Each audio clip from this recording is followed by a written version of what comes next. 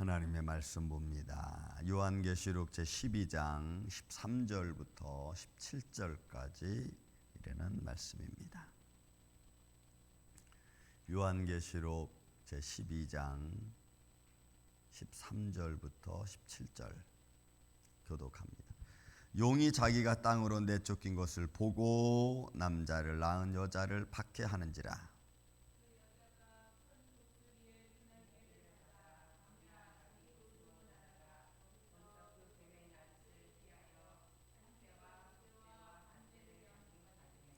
여자의 뒤에서 뱀이 그 입으로 물을 강같이 토하여 여자를 물에 떠내려가게 하려 하되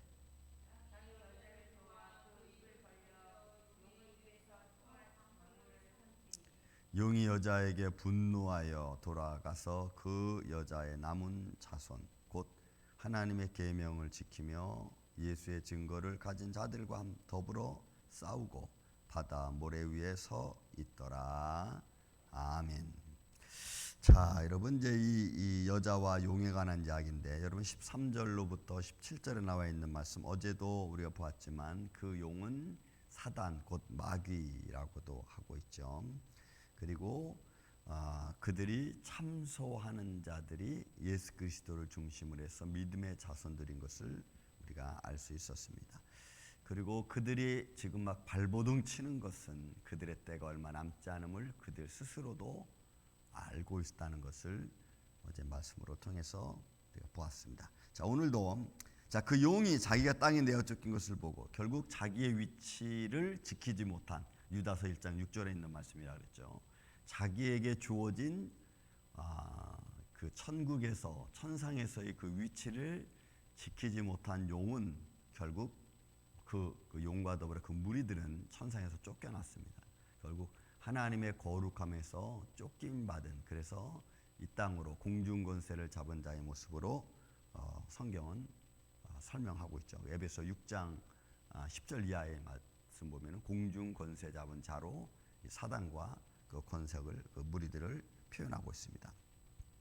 보고 남자를 낳은 여자를 박해하는지라. 그러니까 결국은 이 여자는 이제 결국은 마리아 동정자 마리아를 여기서 상징하고 있지만 그러나 교회를 여기서 또 상징하고 있는 것을 보게 됩니다. 그래서 하나님 말씀 우리가 좀 이해하기 쉽지 않고 해석하기 쉽지 않은 것은 여러 가지 이중적 표현을 많이 쓰고 있기 때문에 사실 그렇습니다. 그래서 결국은 이 교회 복음과 그 복음을 따르는 자들에 대한 이제 핍박이 임할 것을 예언해 주고 있는 것을 우리가 볼 수가 있습니다.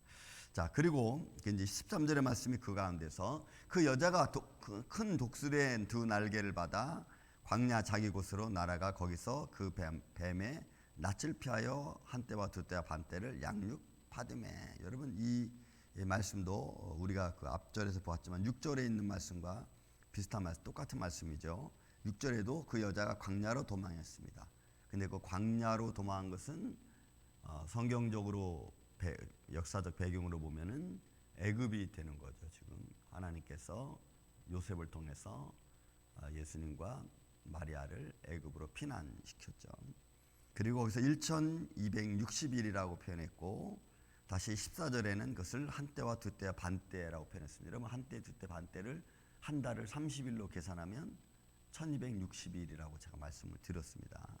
그래서 이 1260일은 또 다니엘서 말하는 것처럼 한때와 두때 반때를 또 이야기해서 이 한때와 두때와 반때는 일로 따지면 30일로 잡으면 1260일이고 그것은 마귀에게 고난받는 시간이고 때로는 그 속에서 여러분 예수님께서 이 땅에 와서 한때와 두때 반때 그죠? 제가 또 이런 표현 쓰면 또 어떻게 생각할지 모르겠지만 여러분 구약 시대가 끝나고 신약 시대가 끝나고 예수님 세대가 끝나고 그 다음에 성령 세대가 도래하고 성령 세대가 언제 끝날지 모르지만 그 성령 세대를 반때로 보고 하나님이 날들을 감했으니까 그래서 구약 시대, 예수님 시대, 그다음 성령 세대, 신약 세대는 예수님 세대와 성령 세대로 우리가 보면은 이건 또 한때 두때 반때로 또 나누어질 수도 있죠.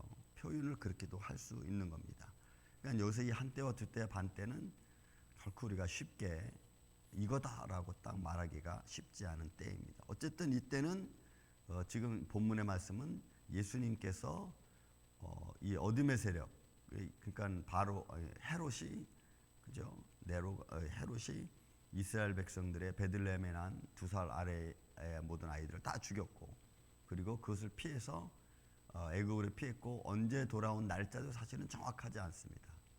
어쨌든 중요한 것은 헤롯이 죽은 이후로 아켈다오라고 하는, 그죠? 제가 지난번에 아까 말씀드렸지만 그 아들이 왕권을 이어받고 나서 돌아왔으니까 보통 예수님 탄생을 4세기로 보지만 그 전에 조금 더 전으로 볼 수도 있죠. 왜냐하면 죽기 전에 그가 그런 명령을 내릴 수도 있지만 그러나 조금 후 전일 수도 있습니다. 그렇다면 예수님이 다시 돌아왔을 때 가나안 땅으로 또 예루살렘으로 돌아왔을 때 시기는 거의 뭐 AD 1세기로 우리가 보는 것이, 이제 0으로 보는 것이 또 그것도 타당할 수도 있습니다. 어쨌든 이 한때와 두때 반때는 하나님이 예수님을 보호하신 시간이고, 본문의 말씀 표현으로 한다면 하나님이 예비하신 곳에 있었던 시간인 것을 우리가 볼 수가 있습니다. 자, 그리고 여자의 뒤에서 뱀이 그 입으로 물을 강같이 토하여 여자를 물에 떠내려가게 하려 하되, 그러니까 여자가 여기서 뭐 마리아 이렇게 표현되는 것보다는 앞으로 이제 복음을 가지고 살아갈 하나님의 교회로 보고 성도들로 우리가 볼 수가 있는 거죠. 왜냐하면 결국 그 여자 뒤에서 뱀이 물을 강같이 토해서 죽이려고 했던 것은 이제 16절 17절에 나와 있는 거죠. 보세요. 땅이 여자를 도와 그 입을 벌려 용의 입에서 나온 강물을 삼켜서, 땅이 도왔어요. 그러니까 왜 여자가 낳은 사람들 해주지 못하도록. 그런데 그 사람들을 보니까 17절에 너무나 정확하게 나왔죠. 용이 여자에게 분노하여 돌아가서 그 여자의 남은 자손 곧 하나님의 계명을 지키며, 그러니까 결국 복음과 또 그 복음을 지키는 성도들인 것을 우리가 알 수가 있습니다. 그러니까 물론 뭐 예수님을 낳은 여인 동정 마리아도 고난을 받겠지만, 그러나 여기서 여자의 표현은 그렇게 보기에는 너무 좀 협소하고, 이거는 하나님의 복음이 결국은 이 땅에서 내려왔는데, 예수님을 통해서 주어졌는데, 생명의 복음이 주어졌는데 그것을 갖지 못하도록, 그것을 없애려고 사단의 세력들은 그죠? 뭐 전술과 전략을 수없이 쓰는 거죠. 그렇지만 그 여자의 남은 자손 곧 하나님의 계명을 지키며 예수의 증거를 가진 자들, 그러니까 하나님의 계명을 지키고 예수의 증거를 가진 자들이니까 결국은 성도들이죠. 이 성도들과 더불어 싸우려고 바다 모래 위에 서 있더라. 그건 사단의 마지막 전쟁이겠죠, 이제는. 결국 여러분, 이 전쟁은 오늘 이 시대를 말하면 저와 여러분이 싸우는 시간입니다. 영적인 싸움의 시간들이죠. 그러니까 믿음을 갖지 못하게 하고, 하나님의 계명을 지키려고 하는데 계명을 지키지 못하게 하고, 또 예수의 증거를 가졌는데 그 가진 증거가 별것 아닌 것처럼 치부하게 만들고, 여러분 이렇게 해서 우리로 하여금 믿음에 대한 자꾸 반론을 제기하게끔 만드는 이론들 아니겠습니까? 이론들. 우리의 믿음을 견고하게 서지 못하게 하는 사회적 현상들, 그리고 반론들, 뭐 사람들의 교훈들, 뭐 이런 것들이겠죠. 정도.